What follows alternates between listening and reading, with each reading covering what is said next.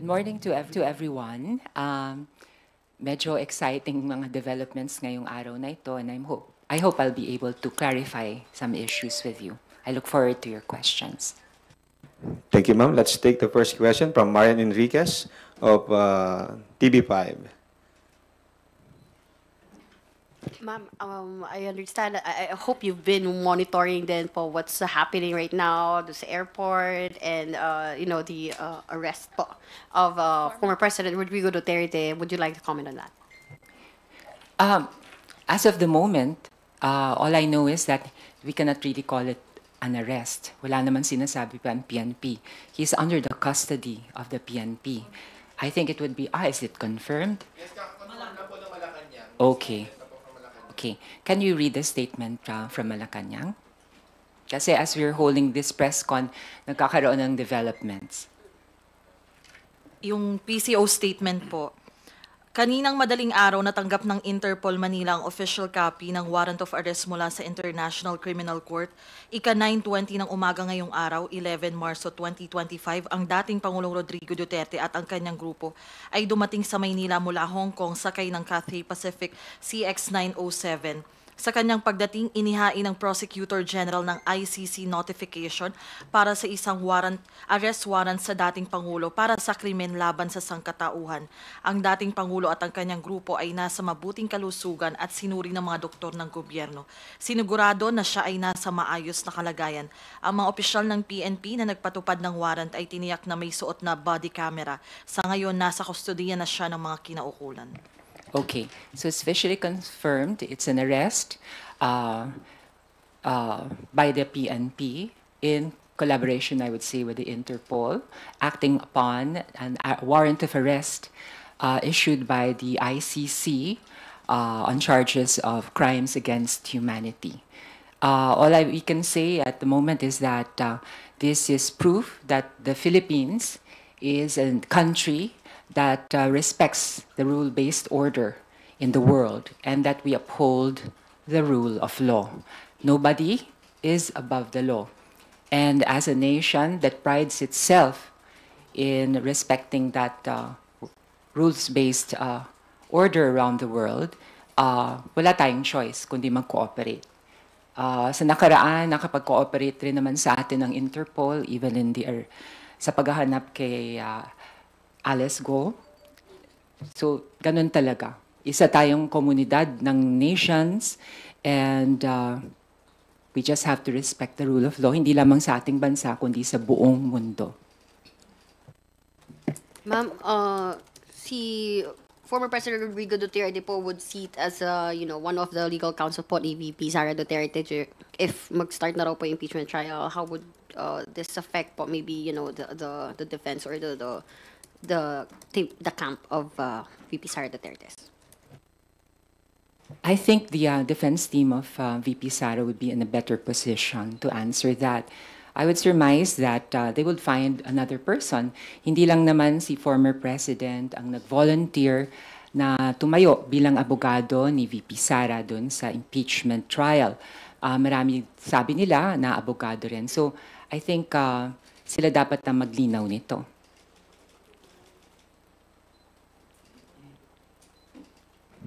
Okay, Marian. Next questions from Melalis Moras of PTV4. Ma'am, follow-up lang po muna dun sa about kay former President Duterte. Kasi isa yung yung House Squad Committee na isa sa mga committee ng joint panel dito sa Kamara, yung mga tumutok din sa issue ng war on drugs na sila yung isa sa mga nilapitan ng mga biktima, EJK victims family. Sa tingin niyo po, anong gaano kalaking tulong na naungkat sa House Squad Committee hearing itong mga isyong ito para magkaroon ng ganitong resulta nga na umabot na sa arrest ngayong araw? Ang investigasyon doon sa partisipasyon ng dating Pangulo sa mga alleged crimes against humanity doon sa war against drugs, lalong-lalo doon sa mga extrajudicial killings, actually nag-start yan as early as January or February of 2018. Merong human rights groups na nag-file ng case sa ICC. Now, ano ba ang partisipasyon ng Quadcom? magmula nung nagsimula yung Quadcom, October 2024, marami tayong nadiskubre. Mga bagay-bagay na nakakalungkot, nagkaroon ng tinig yung mga biktima nitong war against drugs, yung mga EJKs, nagkaroon ng tinig ang mga pamilya ng mga biktima. And I would say that actually strengthened the case, no, against the former president. And during those hearings, by his own admission, the former president also mentioned that he did have a role, that he did order many of the killings. In fact, I couldn't believe it when I heard and I saw it on television na talagang sinabi niya na nagpapapatay siya. Sabi ko nga, I mean, that's counterintuitive for a person to actually admit his guilt. So, I would say na malaki ang ambag ng Quadcom sa paglikom ng ebidensya at ng mga pruweba na magagamit sa kaso na to sa ICC. Any message po, ma'am, sa mga pamilya ng mga biktima rin, ng mga, ito nga, finally, ito kasi ever since, kahit yung mga na-interview po namin na uma-attend sa hearing, ito po yung hiling nila, sana talagang magkaroon na ng hustisya dito. Ano pong mensahe nyo dito sa mga pamilya at mga biktima ng umano'y EJK? Ang masasabi ko lang sa mga pamilya ng biktima ng EJKs ay ito. Bilog ang mundo. And sooner or later, we will have all to face justice, face the music. We heard you. We know how you feel. And dito sa House of Representatives, hindi naman po kami manhid sa pananawagan ng mga biktima ng EJK para sa magkamit ng katarungan. Kami po namang gumagawa ng batas. Ang unang-unang kumikilala ng kahalagahan ng isang rule-based order, ng kahalagahan ng the rule of law. Para pa kami gagawa ng batas kung kami mismo hindi namin kikilalanin na dapat manaig lagi ang batas. Alam nyo, iniisip ko, siguro humantong din sa panahon, ilang taon na nakaraan magmula noon, na nawawala na ng pag-asa yung mga pamilya ng mga biktima. Alam niyo naman, sa ating bansa, it is widely believed at nasasaksihan din natin na minsan the wheels of justice turn very slowly. And marahil sa pamamagitan ng ICC, hindi na nga isang local court na nag-hear nito, ay magkakaroon ng katarungan ang ating mga biktima. No? So, may due process. Of course, the former president is innocent until proven guilty. He will also have his chance to explain his side.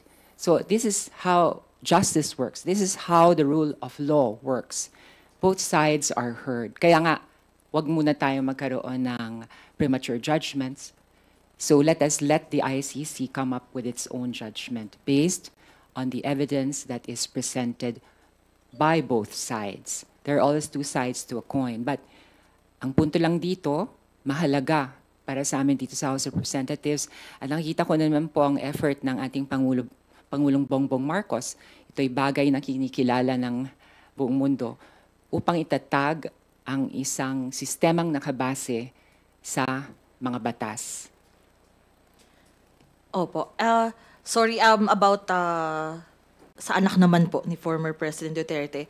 Sa isang statement kasi ni Palace Press Briefer, Yusek Claire Castro, nasabi po niya na about po ito sa sinabi ni Vice President Sara Duterte na na-scam siya ng Unity. Ang sabi po ni Yusek Castro, kung na-scam po siya ng Unity, isn't it the other way around? Hindi naman po siguro inakala din ng miyembro o ng mga miyembro ng Unity na mabilis magagastos ni VP Sara yung 125 million pesos confidential funds in just 11 days. Hindi naman po siguro inisip yon at nagbigay ng tiwala sa kanya. Kayo po, ma'am, ano pong masasabi nyo dito? Do you agree with Yusek Castro po? I think that's another issue, no, yung sa paggastos in 11 days ng confidential funds ng 125 million. I'm trying to understand where VP Sara is coming from when she said na na-scam siya ng administrasyon. Maybe she had a set of expectations nung nanalo yung unit team na hindi na-meet. Ano ba yung mga expectations niya? Pero ako naniniwala ako, before you expect something from somebody, you should also be willing to give what you demand. I remember, nung panahon ni President Duterte, he demanded almost blind loyalty sa lahat ng partido. Mula sa legislative, sa Kongreso, sa Senado, sa House of Representatives, lahat, mga LGUs, gusto niya lahat, sumusunod at sumusuporta sa kanya. And I understand kung bakit. Talaga naman pagpasok ng isang administrasyon, dapat sinusuportan ng lahat. Bigyan natin ng pagkakataon, pakita kung paano nila ipapatupad ang kanilang mga programa, kung paano nila ma-reach at maaabot ang mga pinapangarap nila para sa ating bansa, yung kanilang development plan, kung meron man. They demanded it. Up to the point na sometimes nahaharas na yung mga perceived political enemies nila. I call to mind former Senator Laila de Lima, also former Mayor of Iloilo, Jed Mapilog, and so many others who have been harassed simply because pinagbintangan silang critic of the government, pinaghinalaan pa lang on the basis of suspicion na de-destroy na yung reputation ng tao. Ano? So, bakit ganun? Nung naupo naman si VP Sara, nakita ko, parang very antagonistic na yung kanyang attitude towards President Marcos. Alam niyo, tatapatin ko kayo. Pinaglaban ko tong love team na to eh. Ang unit team. Umasa ako na sana sa pamamagitan ng pagkakaisa, may susulong natin ang ating bansa. Kasi nakakapagod na rin ibang administrasyon, laging antagonistic towards the previous administration, or vice versa. Sabi ko, makakabuti itong pagkakaisa, no? Pinaglaban natin itong unit team. Pero katulad ng isang relasyon, hindi lang naman pwedeng isang bahagi ang nag-e-effort. Nakita ko naman, may effort kay Pangulong Marcos to incorporate and to involve VP Sara. She was given so many prerogatives, even beyond her position as Vice President, in recognition of her position, out of respect for her position. Pero anong sinukli? Bigla na lang may investigation ng mga senador na aligned with the Vice President kung gumagamit ng droga ang ating presidente. Saan ka naman nakarinig ng ganon? What if that happened during the previous administration? That was unimaginable, di ba? Pero ang bait ng Pangulo, tumahimik lang siya. Maybe hoping na baka naman mag-reach out sa kanya si VP Sara. Ganun ang relasyon, umaasa ka pa rin eh. Tapos, the next thing I know, napagmas na naman natin, she was already making declarations na gusto daw niyang pilipitin yung leeg ng Pangulo. Dahil hindi daw nagbigay ng relo doon sa isang graduation. Bakit? Trabaho ba ng presidente mamigay na relo? What if regalo ng misis niya yun? Lagot siya pag pinamigay niya yon, di ba? Napakababaw na dahilan. Tapos, humantong na sa puntong pati buhay ng Pangulo. Pinagbabantaan. Pati ng kanyang asawa. Pati ni Speaker Martin. I mean, tapos ngayon nagdademand ka. But you're not willing to give what you're demanding. And now you're saying ikaw ang iniwan. At sinasabi mo ikaw ang na-scam. Parang may mali naman yata doon sa declaration na yon. There's something inaccurate about it. Opo. Sorry, ma'am. Follow-up lang po. Sinabi din kasi niya dun sa isang niyang speech sa Hong Kong, pasalamat sa suporta sa aking mga kasamahan, program, proyekto sa Office of the Vice President dahil kayo lang ang sumusuporta sa OVP. Ang buong gobyerno, iniwan na po ang OVP. Maraming salamat. Kayo po ba, tingin nyo yung sinabi nga niya na the entire government has abandoned the OVP amid the ongoing feud with President Marcos? Sa tingin nyo, accurate po ba to? Do you agree with her? I don't agree with her. Just like any other government agency that has to pass through the scrutiny of Congress sa budget season and hindi exempt ang OVP. And as you have seen, parang tumanggi na lang talaga siya. It seems that she did not feel like answering any of the questions raised by my colleagues during the budget hearing. And when you cannot account for your budget spent in the past years, how can you have the moral authority to ask for more? It's not that. The Office of the Vice President continues to function and should continue to function. I remember former VP Lenny, her office functioned with a much less budget, a smaller budget than what VP Sara has received. And alam nyo, ang trabaho naman talaga ng Vice President is basically to be there in case incapacitated ang President o mawala ang Pangulo. So, binigyan siya ng functions that go beyond her real functions as stated by the Constitution. And she should have been thankful for that. So, kung merong bare minimum na tanggap ang Office of the Vice President, that hardly constitutes abandonment because it will continue to function and follow its mandate based on the Constitution. Okay po. Thank you so much. Thank you, Mela. Sandro Chona from Billionaire TV. Hi, ma'am. Good morning. How do we make out na today, this month is Women's Month and merong allegations of the former president being a misogynist and mothers suffering after losing their children because of the drug war. Can we consider it as a big win, or can we consider it as a win knowing that yung may mga allegations nga na ganun po sa former president and being arrested today?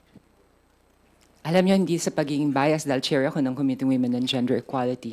But the fact of the matter is that in situations of conflict, in war, it is always the women and the children who suffer more. And I believe nothing can surpass the pain of a mother losing a child. Lahat ng kanyang pangarap, lahat ng yung buhay ng kinitil, ang kinabukasan ng batang nawawala, ng kanyang anak. Maaring i-argue ng ibang tao na mga drug addict naman yan, how sure are you? Alam nyo, sa totoo, and we should all be aware of this, na wala namang akusado ang guilty until proven guilty. They're all presumed innocent. And these people will deny due process. Kaya nga, lagi naming pinagpipilitan at lagi naming dinidiin na mahalaga ang rule of law. Alam nyo, nung panahon ng war against drugs, maraming Pilipino ang tila bagang sumusuporta dito. And maybe this is born out of frustration dahil marami siguro nabibiktima rin ng mga drug addicts, no? But, that said, dapat din natin malaman na meron namang pamamaraan na sang-ayon sa batas na maaring gawin upang labanan ang droga. Hindi naman pwedeng you will totally ignore our existing laws, the judicial process, just so you can obtain your goals. The end does not justify the means. And palagay ko napapatunayan naman natin yan ngayon eh. There are other ways of fighting against drugs. And in fact, I think mas long-term ang results kapag multi-faceted and multi-pronged ang approach natin. It's a matter of values education, also fighting poverty. It's also about more information dissemination, more awareness campaigns. And of course, ang ating kapulisan. Alam nyo, naniniwala ako sa dangal ng mga pulis eh. When you turn the police force into just guns for hire, nakaka-insulto yun sa dangal ng mga pulis. Alam nyo, mataas ang tingin natin sa ating kapulisan. Tanungin nyo ang mga ordinaryong mga batang Pilipino, anong gusto mo anak pagtanda mo? Anong sagot? Gusto ko maging police, nay. Gusto ko maging police, tay. Why? Because superhero sila sa mga mata ng bata. And this is precisely the reason why we cannot turn our police force into private army. na mga guns for hire that will carry out your orders that are in obviously violations of our existing laws. So mabalik ako sa tanong mo, no, tungkol sa Women's Month at mga kababaihan. I think this is also a moral victory for women, especially for those mothers, for those wives, for those daughters who have lost a loved one because people have decided to ignore the rule of law.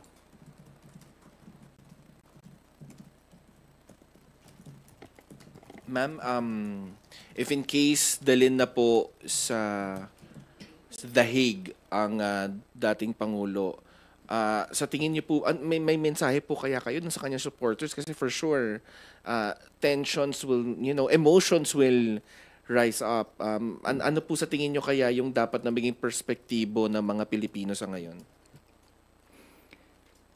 Kung hindi kayo naniniwala sa mga local courts, at least bigyan nyo ng chance naman ng ICC. Look at this as a chance for the former president to air his side. Yung hindi tayo nananatili sa duda.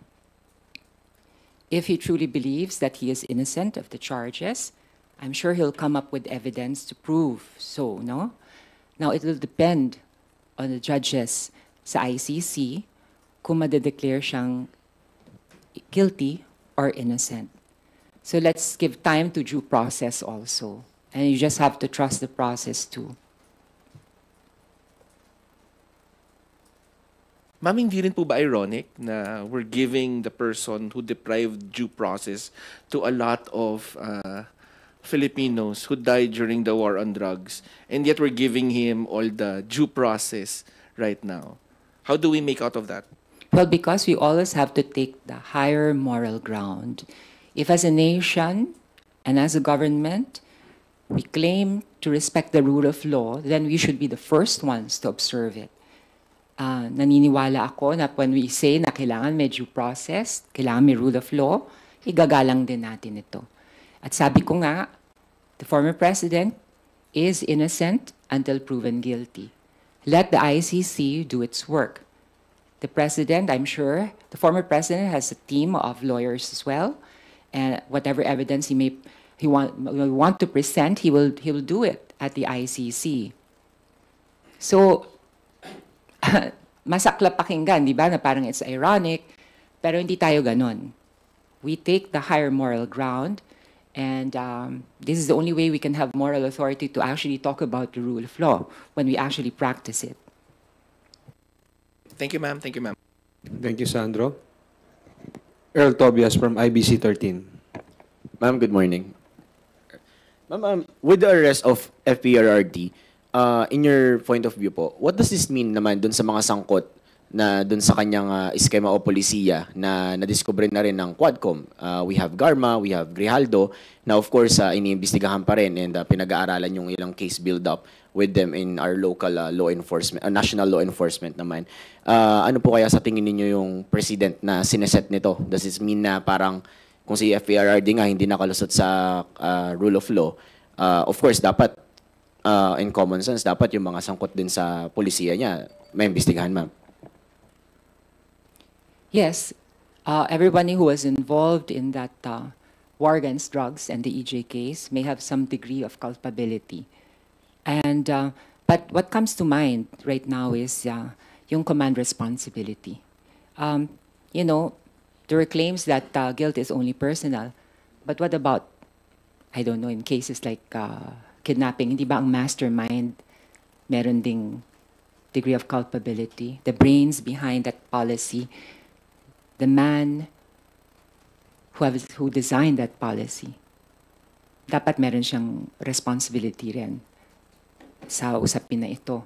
Now, with regards to the others, I don't know, nandiyan din yung ating mga local prosecutors.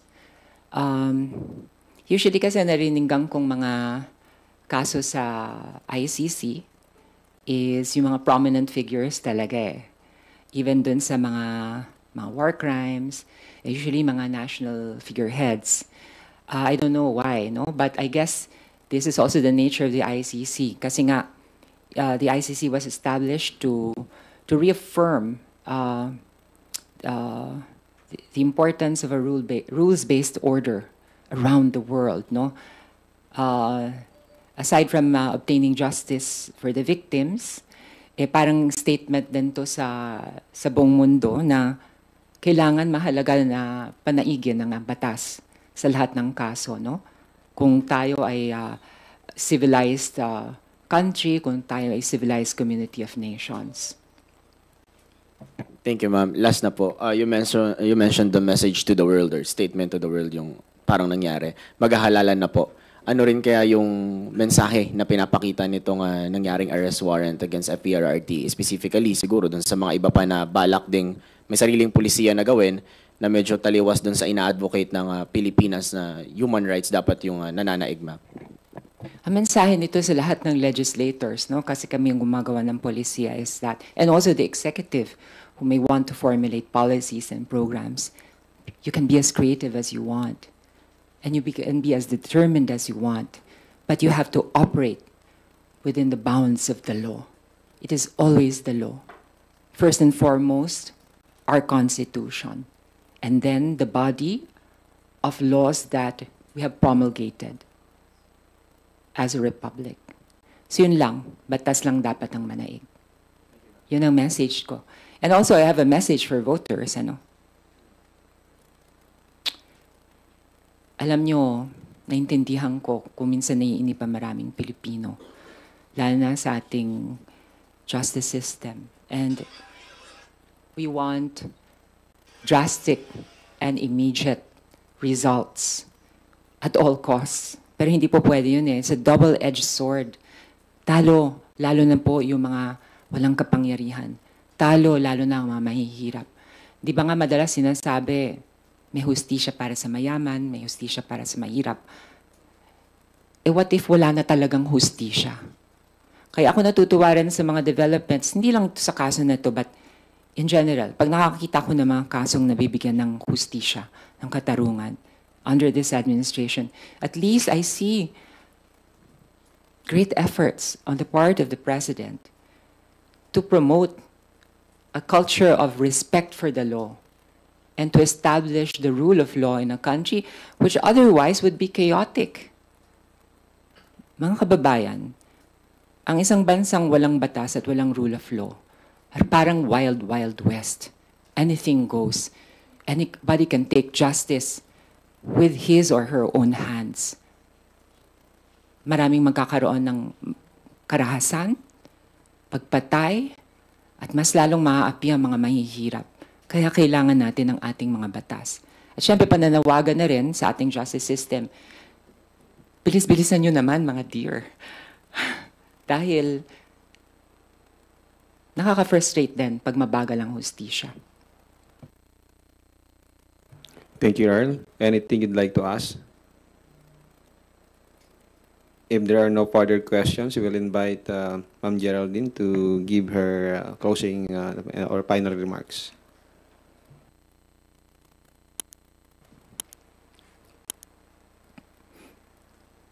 As a Filipino, it saddens me to see developments that may potentially divide the country.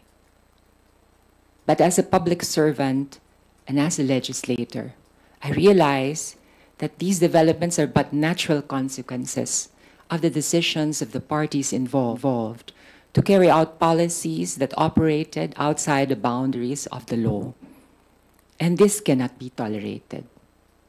As a legislator and a public servant, kinakailangan po naming i-uphold ang rule of law.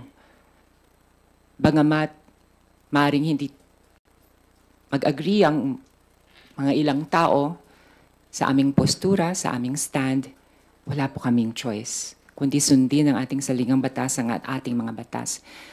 At bilang bansa na rin, ang Pilipinas ay dapat magpakita na mayroong rule of law. Alam nyo, may nakausap ako mga investors. Ang sabi nila, ang problema namin, pag nakikita namin ang isang bansang walang rule of law, natatakot kami. Kasi arbitrarily, the laws are applied or not, wala kaming kasigurahan, wala kaming stability. And even from an economic point of view, the rule of law attracts investors and provides a secure and safe climate for potential investors. Now, as a nation also, I think this is just a personal suggestion. Lumabas tayo unilaterally from the ICC. I think it's about time bumalik tayo sa ICC. At ipakita natin sa buong mundo na ang itong bansang ito ay gumagalang sa ating mga batas at sa mga international laws. Wala pong masama doon, mga kababayan. Ang batas, ang ating tanging sandigan at proteksyon sa pang-aabuso, pati namin nasa mga posisyon ng kapangyarihan. Ito lamang ang kasiguruhan na merong pagbabatayan ang ating mga hukuman upang bigyan tayo ng katarungan kung tayo ay naapi o naagrabyado. So sana po pananawagan, bumalik na po tayo sa ICC. We pride ourselves as a nation that recognizes a rule-based order around the world, then let's walk the talk. Let's go back to the folds of the ICC because naniniwala ko wala naman dapat tayong ikatakot. Dahil naniniwala rin po ako ng ating Pangulo ay desidido na i-uphold ang rule of law at wala siyang itatago. Yun lang po. Maraming salamat po ulit. House Committee on Women and Gender Equality, Chairperson, and Bataan, 1st District, Representative Geraldine B. Roman, and to everyone, maraming salamat po ulit. Magandang umaga po.